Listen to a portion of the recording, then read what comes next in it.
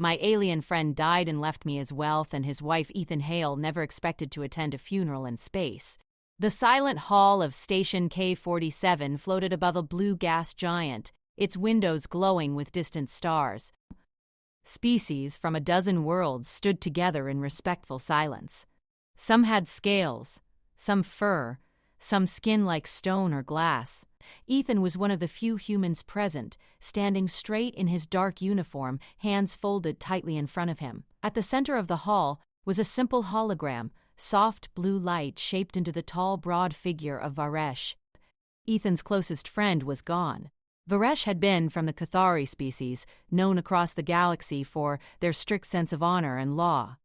They believed life was temporary, but duty was eternal. Varesh had lived by that belief every day. Ethan swallowed hard. He remembered their first meeting 5 years ago, when he was just a junior logistics officer, nervous and out of place among alien diplomats. Varesh had been assigned to work with him on trade routes. Instead of treating Ethan like a weak outsider, Varesh had spoken calmly and clearly, explaining things instead of judging. That was how their friendship began. Not with excitement, but with respect. Now that respect filled the hall like heavy air. A Cathari elder stepped forward, his voice deep and slow as it echoed through the chamber. Varesh of House Talcor served with honor. Whoa. He protected trade, upheld law, and chose his allies wisely. His life ends, but his obligations remain. Ethan felt a strange chill at those words. Obligations remain. The ceremony ended quietly. One by one, people left the hall. Ethan stayed behind, staring at the hologram until it faded away. "You should come," a soft voice said behind him. Ethan turned. Standing a short distance away was Liraeth. She was Varesh's wife. Liraeth was tall and graceful, her silver-blue skin marked with thin lines that showed her family rank. Her eyes were dark and steady, but Ethan could see the pain behind them. She stood with perfect posture, as Cathari tradition demanded, even in grief. I'm sorry," Ethan said. The words felt small. "Varesh was my friend." "I know," Liraeth replied. "He spoke of you often." That surprised Ethan. "What?" "He did! Yes, he said you understood something many do not." She paused. "That law is meaningless without compassion." Before Ethan could respond, a station official approached them. The official was human, but his expression was tense. "Officer Hale," he said, lowering his voice, "you've been summoned to the legal chamber." Immediately. "Ethan!" frowned. "Why?" The official hesitated, then glanced at Liraeth. "It concerns Varesh's final will." Ethan's stomach tightened. The legal chamber was smaller than the ceremonial hall, but far heavier in feeling.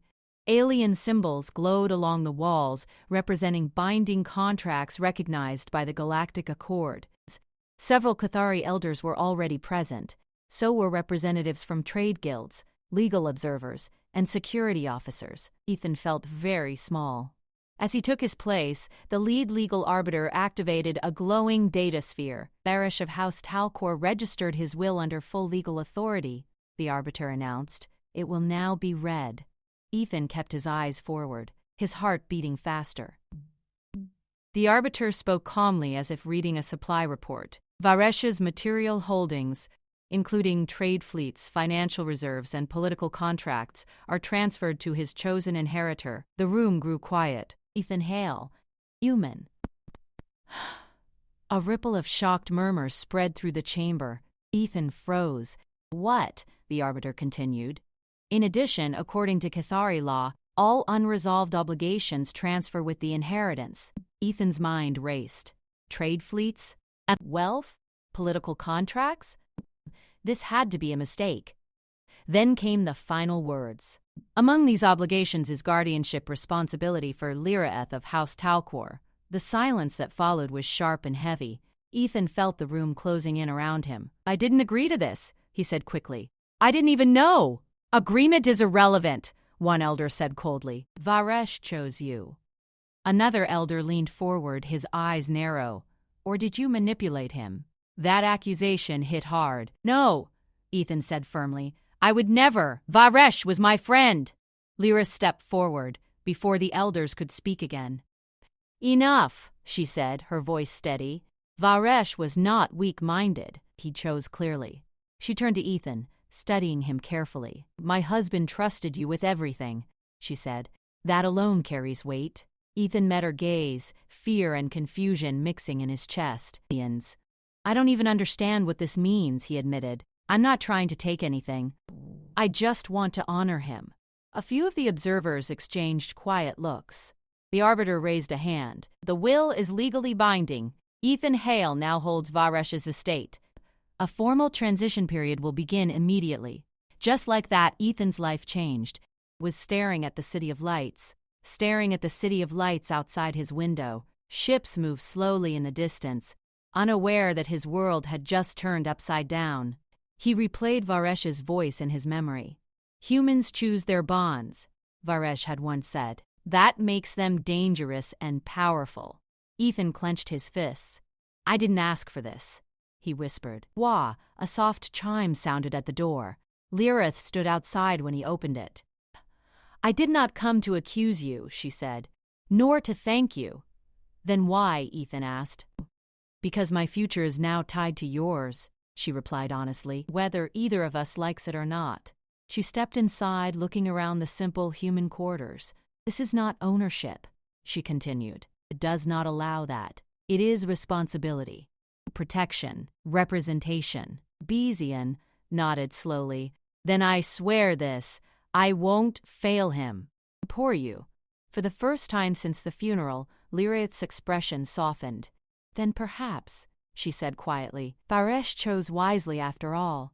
Outside, the station lights dimmed as the artificial night cycle began.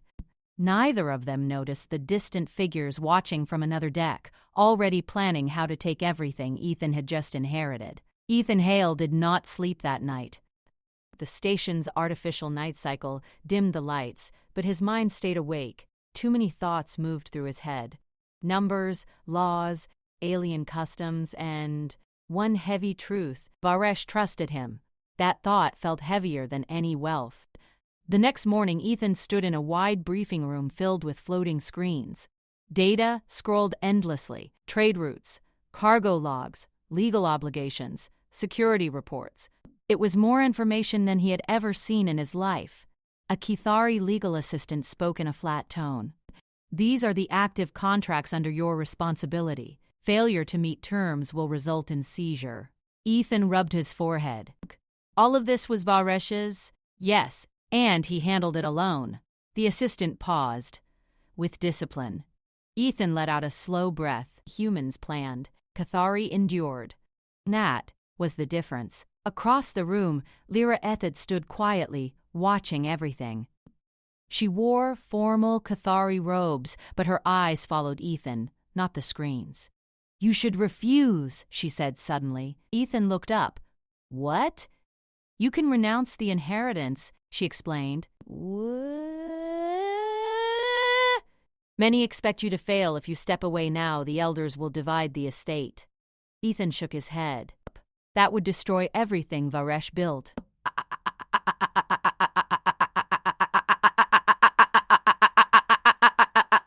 "It was never meant for a human." Ethan met her gaze. "But then why did he choose me?"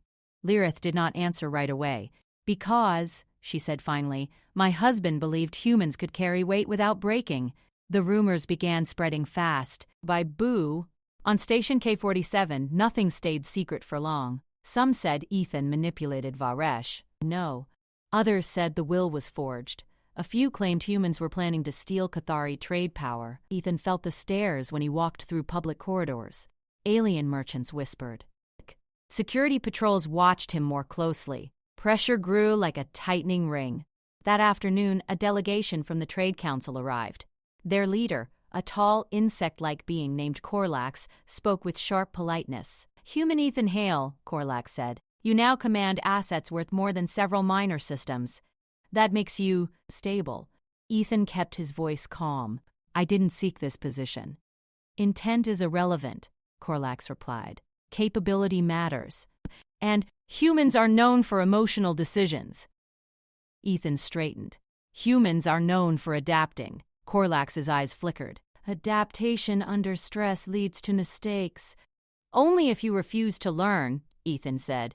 That answer earned quiet attention from the room. Later that day, Ethan requested full access to Varesh's personal records. The Cathari archivist hesitated. These logs are private. I'm responsible for his legacy, Ethan said. I need to understand how he thought. After a long pause, access was granted. Ethan spent hours reading mission reports, personal notes, and private observations. Varesh had written carefully, always thinking several steps ahead. One entry stood out. Trade route Theta. 9 shows irregular inspection delays. Political pressure suspected. Approved. Recommend caution. Ethan frowned. Theta 9 was where Varesh had died. Oh. He pulled up the mission data. Official reports said it was a random attack by pirates, but the numbers did not match. Response times were too slow. Security patrols had been reassigned shortly before the incident. This wasn't random, Ethan muttered. Lyrith stood behind him, reading over his shoulder. My husband was not careless, she said quietly. He avoided danger unless duty demanded it. Ethan turned to her. Someone wanted him gone! Silence filled the room. If that is true, Lyra said, then they will want you gone too. The first test came sooner than expected. A cargo fleet under Ethan's authority was stopped by an enforcement group claiming contract violations. The delay would cost millions and break several agreements. The Cathari solution was simple: wait and endure the loss. Ethan chose a human solution. Wax. He called every involved party into a public arbitration channel, live, recorded, and open to observers. This contract states inspection limits clearly, Ethan said, highlighting the clauses on screen. You exceeded them. The enforcement leader protested. Authority allows. No, Ethan interrupted calmly. Authority requires transparency. The broadcast spread quickly. Faced with public pressure and clear evidence, the enforcement group backed down. The cargo moved. For the first time, whispers changed tone.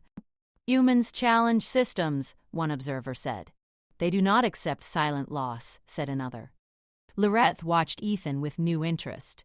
You embarrassed, powerful people, she said.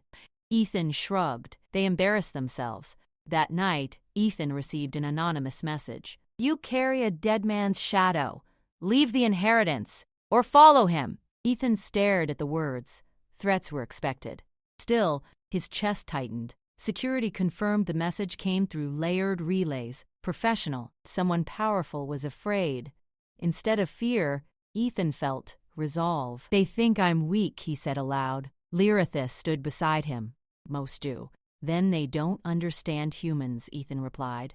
The next day, Ethan addressed the station council. Laugh. I will not sell, divide, or abandon Varesh's legacy.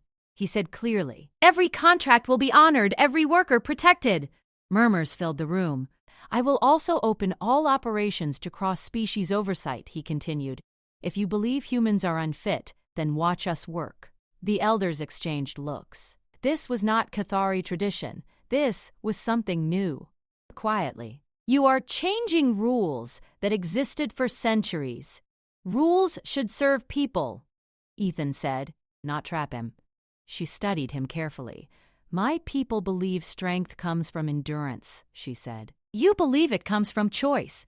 Choice creates responsibility, Ethan answered, and responsibility creates trust. For the first time, Lyrith gave a small, genuine nod. Even the joke, hidden observers watched the broadcasts.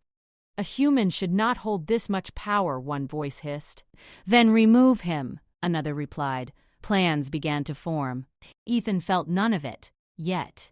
But as he stood by the window that night, looking out at the stars, one truth became clear. Varesh had not left him wealth. He had left him a battlefield. And Ethan was done running. The attack did not come with explosions. That was the first thing Ethan Hale understood. It came quietly, through rules, papers, and signatures. Ethan sat in the legal chamber as a new charge was read aloud. The words sounded calm, but they carried the weight of destruction. About Human Ethan Hale is accused of mismanagement, contract interference, and cultural violation of Cathari inheritance law. Around him, observers watched closely. Some looked eager, others looked curious. Lyra stood behind him, silent and proud. Ethan rose slowly. These accusations are false. The lead arbiter tilted its head. Evidence has been submitted. Holograms appeared, documents edited footage, partial recordings. They were carefully chosen. Too carefully. Ethan recognized the pattern. This was not justice. This was a trap. The council ordered a temporary freeze on Varesh's assets. Trade fleets stopped mid-route. Workers went unpaid. Security protection was reduced. Chaos spread quickly. Ethan muttered. Lyra Eighth clenched her hands. They are forcing failure. Under Cathari law, failure means forfeiture. Ethan nodded. Then we don't fail. But the assets are frozen, she said. You have no authority. Ethan looked at her. I still have one thing. What? My voice. Ethan requested an emergency public hearing. The request shocked many. Humans preferred courts. Cathari preferred endurance. But Ethan understood something they did not. Silence helped the guilty. The hearing was approved. The chamber filled beyond capacity. News feeds opened. Across the station and beyond, people watched. Ethan stood at the center, calm and steady. I was chosen by Varesh, he began, not because I am human, but because I refuse to look away from responsibility. He raised his hand, and new data appeared. Here is the full, unedited record of every contract I have managed, he said. Every delay, every correction, every payment. The arbiters stiffened. This data was not requested, one said. That is the problem, Ethan replied. You only requested what supported your case. Murmurs spread. Ethan continued. Now, let's talk about Varesh's death.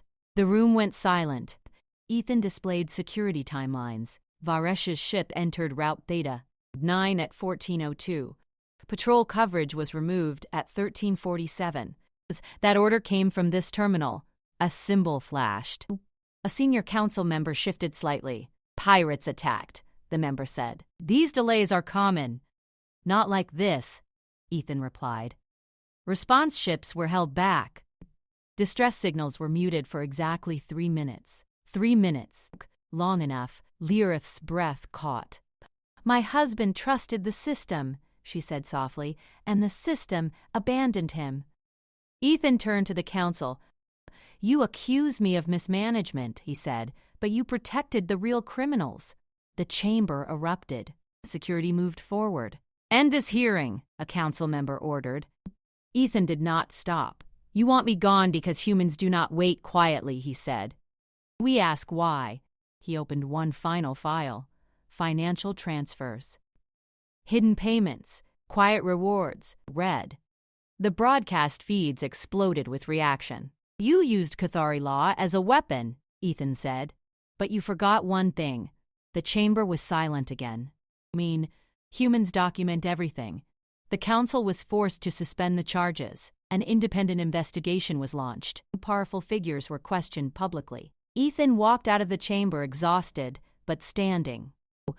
Outside, Lyrith stopped him.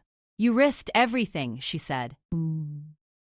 Ethan smiled faintly. That's the human way. The backlash was immediate. Security incidents increased. False reports. Threats. Ethan's quarters were searched. His access restricted. One night, station power failed on his deck. Emergency lights flickered. Lyra, it stepped closer. This is no longer legal warfare. Ethan nodded. I know. He activated a personal device. Protocols engaged. Within minutes, human diplomatic security units arrived. Calm, disciplined, alert. They did not threaten. They observed. It was clear. Humans did not shout. Why? They arrived prepared. A private meeting was requested by a senior Cathari elder not involved in the conspiracy. You have destabilized centuries of tradition, the elder said. Ethan replied calmly. I expose murder. The elder studied him. Your species is disruptive. Yes, Ethan agreed. We change broken systems. The elder exhaled slowly. Varesh believed this would happen. That surprised Ethan. He prepared for resistance, the elder continued, and he trusted you to stand. As investigations continued, evidence grew. More officials were implicated. Trade guilds withdrew support from the conspirators. The freeze on assets was lifted. Ethan's authority was restored. But the cost was clear. Enemies remained. One evening, Lirith joined Ethan at the observation deck. "You are no longer just a guardian," she said. "You are a symbol." Ethan looked out at the stars. "I never wanted that." "No one who seeks power should have it," she replied. "That is why you do." For the first time, they stood not as obligation and burden, but as allies. Far away in a dark chamber, the remaining conspirators watched the news. "The human survived," one hissed. "Pua, he exposed too much," another said. A third voice spoke quietly. "Then we must remove him permanently." Plans shifted. The game was no longer legal. It was personal. Ethan felt it in his bones as he returned to his quarters. Varesh had once told him, "Endurance without action is surrender." Ethan clenched his jaw. He would not surrender. Not now. Not ever. Ethan Hale woke to a station buzzing with tension. Alarms had not sounded, but every screen carried the same message. The conspirators had escalated. They were trying to force him out of Varesh's inheritance, this time through threats, sabotage, and intimidation. The trade fleets were being rerouted, shipments delayed, and rumors spread like wildfire. He stood at the observation deck, watching the movement of ships below. Each light was a reminder. This was no longer about wealth. It was about survival, justice, and proving the strength of human resolve. Lyra appeared beside him, but she did not need to speak. Her presence alone was support. "They will push harder today," she said. "They always do," Ethan replied. "Humans adapt. So, we face the impossible and survive." Her eyes softened. "Then we will face it together." The first challenge came in the form of a blockade. Several powerful trade fleets, loyal to the conspirators, surrounded Station K-47. They claimed legal authority, but Ethan knew better. "This is an act of intimidation," he said to Lirith. "They want to make us surrender." Ethan gathered a small team, trusted human security officers, a few sympathetic alien traders, and Lirith, who knew Cathari law better than anyone. They worked quickly, drawing up plans to counter the blockade while maintaining legal authority. "What's our move?" Lirith asked. Ethan smiled faintly. "We show them that humans don't fight blindly. We fight smart." Ethan initiated a system-wide broadcast. He addressed every observer on the station, every fleet in orbit, and every trade contact. "I, Ethan Hale, have inherited the obligations of Varesh of House Talcor. Every asset, every contract, every responsibility is accounted for. Any attempt to disrupt lawful operations will be recorded and exposed. We do not threaten, we act, we protect, and we will not fail." The broadcast had an immediate effect. The conspirators hesitated.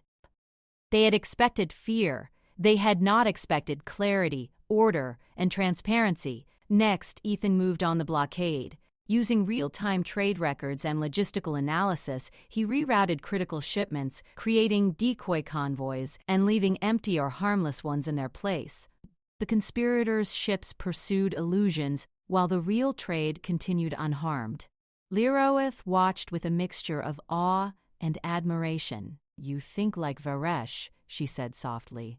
Ethan shook his head. "No. He taught me to think. But humans add something he could not: adaptability." The conspirators, realizing their plan had failed, attempted direct action. A small strike team infiltrated the station, hoping to seize the main control hub. Ethan's team was ready. They did not fight with anger or brute force. They contained the intruders with precision, using non-lethal methods. Humans did not need to dominate. They needed only to be decisive. Once the immediate threat ended, Ethan convened a station council meeting. He addressed the remaining conspirators and observers alike. "You sought to remove me because I am human," Ethan said. "But being human does not make us weak.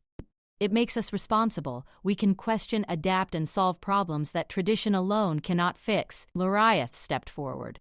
"Varesh believed in humans. He chose Ethan because humanity does not wait for permission to do what is right. We are honored to stand with him. The council went silent. Even the most skeptical observers were forced to acknowledge the strength and integrity of Ethan's actions. In the days that followed, the conspirators were investigated. Evidence of their sabotage, false accusations, and illegal manipulation was revealed. Those responsible were removed from power, and trade operations were restored. Station K-47 slowly returned to normal, but the perception of humans had changed forever. Where once they were seen as inexperienced and emotional, now they were respected. They were capable, reliable, and fearless when it came to duty. Ethan walked with Lyra through the station's gardens. She smiled faintly. "You changed more than you know." "I just did what Varesh would have done," Ethan said. "But with a human twist. We adapt. We protect. We fight when necessary, not for greed, but for responsibility." She nodded. "That is why he trusted you." Whoa. As weeks passed, Ethan used Varesh's wealth not for personal gain, but for stability and fairness. Trade fleets were modernized and made transparent. Workers of all species were paid fairly and given protection. Ethan created a council where humans, Cathari, and other species could oversee operations together. Wealth was no longer a tool of power. It became a tool for fairness, growth, and security. Lyra, chose her own path. She remained close to Ethan, not out of obligation, but because she respected him and valued his vision. Together they ensured Varesh's legacy endured, and in a way that honored both his traditions and humanity's values. Stood at a ceremonial event where he addressed the station and visiting dignitaries. "Varesh left me more than wealth," he said. "He left me responsibility. That responsibility is not mine alone. It belongs to every being who values honor, justice, and integrity. Humans may be young in the galaxy, but we show that when we choose duty over comfort, when we act with courage and reason, we can change the world." And the audience was silent for a moment, then erupted in applause. Lyra stood beside him, proud and smiling, dead-eyed even when. The joke said, "Ethan thought of Varesh. He trusted me. He believed in humans. And for the first time since the inheritance, Ethan felt truly worthy." In a quiet moment, Lyra turned to him. "Do you think we could have done this without him?" Ethan shook his head. "No, but Varesh believed we could." "That is why we won." The station lights reflected off the metallic walls, glinting like stars. Ships moved in coordinated patterns outside. Life continued, strong and steady. Ethan smiled faintly. "Humans don't need luck. We have responsibility. And responsibility makes us unstoppable." Lyrith nodded. "Then, let us continue his work together." Ethan looked out at the stars, feeling the weight of the galaxy, but no longer afraid. He had left him wealth. He had left him trust. And now humanity had proven its worth. The galaxy had changed, and humans were no longer just visitors. They were a force to be reckoned with. And Ethan Hale, once a simple logistics officer, had shown them exactly what humans could do.